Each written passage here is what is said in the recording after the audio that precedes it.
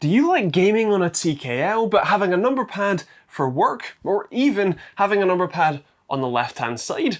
Well, why not buy a keyboard that can do all of that? This is the Asus Claymore, and much like its original version, it has a modular number pad that you can either leave off, attach on the right, or attach on the left. So what's new about this Claymore II? Well, mostly these clicky boys. These are Asus's optical clicky switches, and it's pretty nice. Oh, and it's even wireless now too. So first, let's talk about the number pad. Now this is pretty much the same design, or at least the same concept as the first generation, where you have a number pad that's modular and is very easy to attach. It just slides on, drops into place, and hey presto, it works. Or if you want to attach it to the other side, then you just do the same thing but on the left-hand side of the keyboard, and voila, you have a keyboard with a number pad on the left. Now there is one downside of having such an easy connection, and that is that it's kind of flimsy. It's not something that I'd be worried about breaking, but especially when you do have it on the right-hand side and with the feet up, if you press with any level of pressure near the seam, like say the arrow keys, the entire board, or at least the entire connection, does kind of flex and bow, and it doesn't feel fantastic. Also, as you can see, it just kind of wobbles around. So if it was a little bit tighter, that might be nice. Also, there does seem to be a bit of a weird bug, at least with my units, where you cannot enable numlock. The way you enable numlock is to disconnect it and reconnect it again, and it will switch its state on each disconnection or reconnection. Not quite sure why, but that's happening. That can be fixed with a firmware update, so it's not a big deal, just kind of funny.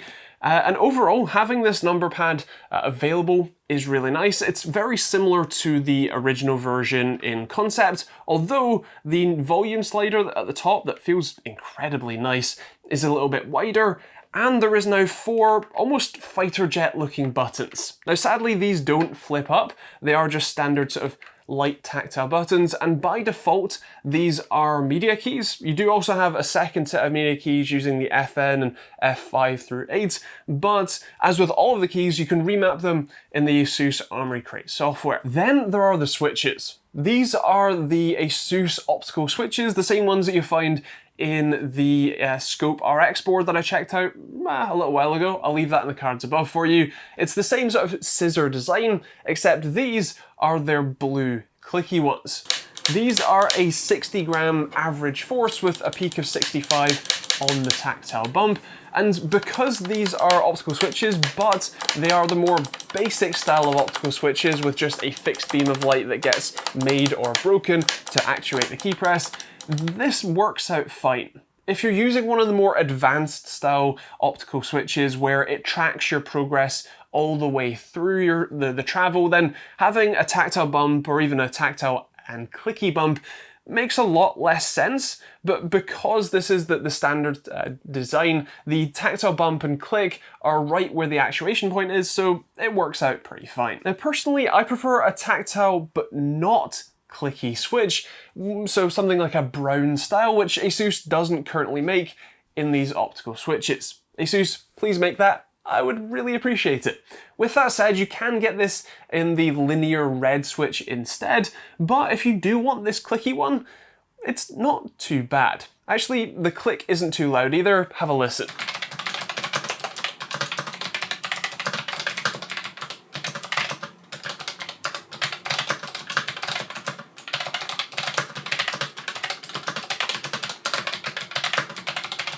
It's definitely noticeable, but you're more likely to hear the clack of the keys rather than the switches. The click is relatively high pitched, so it can be annoying for those who don't like clicky switches, but it's very similar to an OG Cherry MX Blue for that similar sort of sound.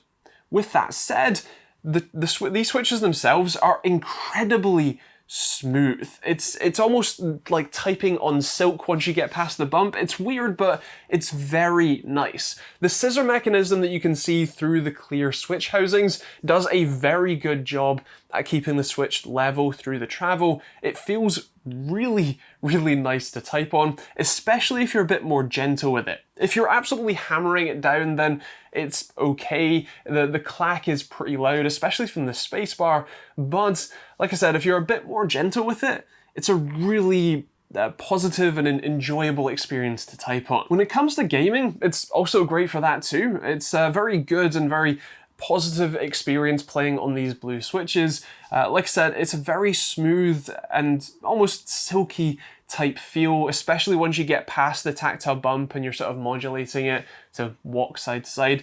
I really like them. And the benefit of having the ability to remove the number pad so you get a bit more desk space and mouse space is a nice addition, even if I'm not sure that I personally would ever actually use that. One of the other perks of this second generation Claymore is that it's now also wireless. You can use the included dongle that's hidden in the back of the board to connect it up, and you'll get around 43 hours of quoted life, battery life in use with the LEDs on, or up to 144 if you turn those LEDs off.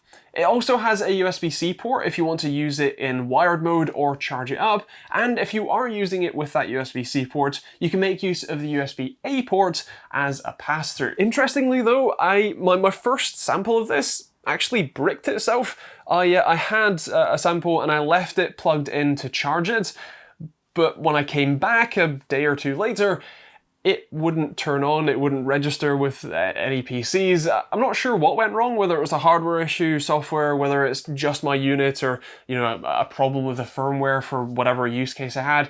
I'm not sure, but I thought I would mention it just so that there's a bit of a record. So what's the catch? Well, as with all of these premium products, it's its price tag.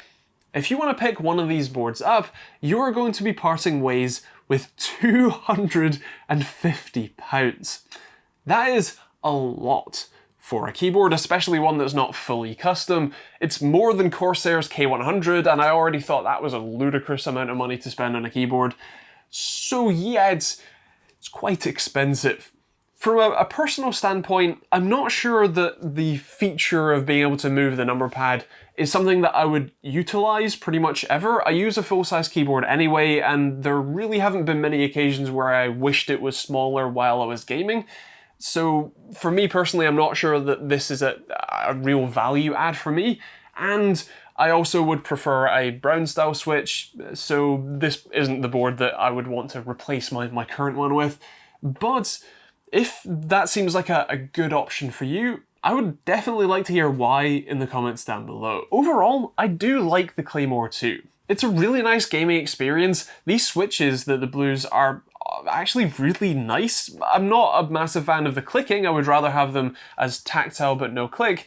But either way, it is a very good gaming experience, and if you're the sort of person where having a detachable or swappable number pad would actually add value to your life, then sure, this is definitely unique. There aren't many keyboards that let you do this, and so this might be a good option for you.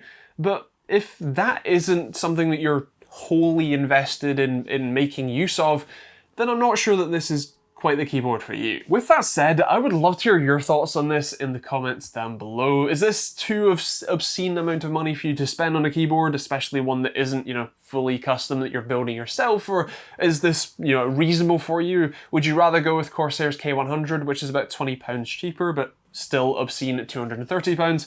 Feel free to let me know in those comments down below. Now, if you want to pick up one of these boards or check out pricing when and where you watch this, because it can and does vary, feel free to take a look at the link in the description down below. That's an Amazon affiliate link that will take you to your local Amazon store where you can see pricing when and where you watch this, so feel free to take a look. Otherwise, there are plenty of other links in the description down below you can check out, from merch or hoodies or t-shirts like this one, or a load of other cool designs that I designed myself. There's also Patreon, or potentially the new join button for YouTube members if you want to use that instead, and a load of other affiliate links, so feel free to take a look.